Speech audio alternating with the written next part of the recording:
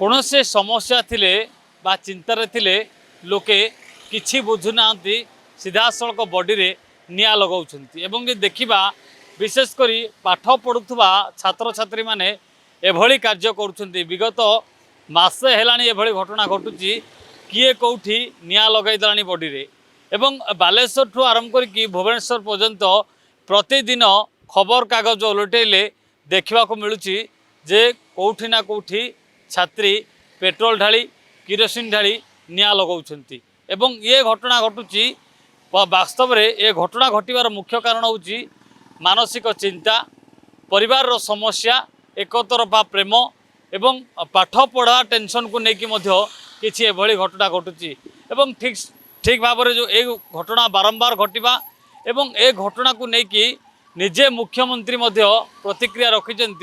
जे जदि कौन समस्या अच्छी तार समाधान बाट अच्छी किंतु समस्या को लेकिन एमिति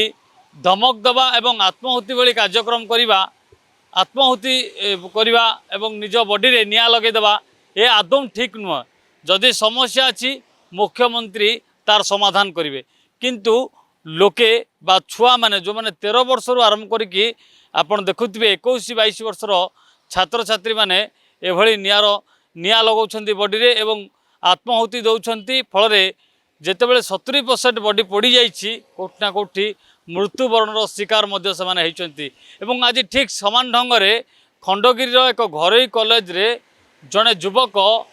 बॉडी रे निया लगाइथिबा ये आसीछि खबर आसीछि एवं तांको एम्स रे भर्ती करा जाइछि। वास्तव रे कौ कारण रे एभली घटना घटिछि एवं विगत दिन रे देखिबा कोठी काहाको रागिंग कलेनी कोठी पारिवारिक चिंता अनेक समस्या रोची जो समस्या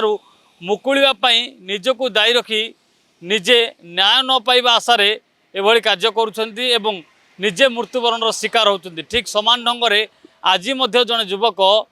खंडगिरी घरोई कॉलेज रो जड़े युवक रही जे कि बॉडी रे निया लगई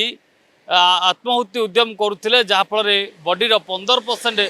जली जाइछि एवं तांको एम्स रे भर्ती करा जाइछि किंतु वास्तव रे घटना रे कौन रही कहीं एभली कार्य करिसेंती बा एभली कहीं निष्पत्ति नहीं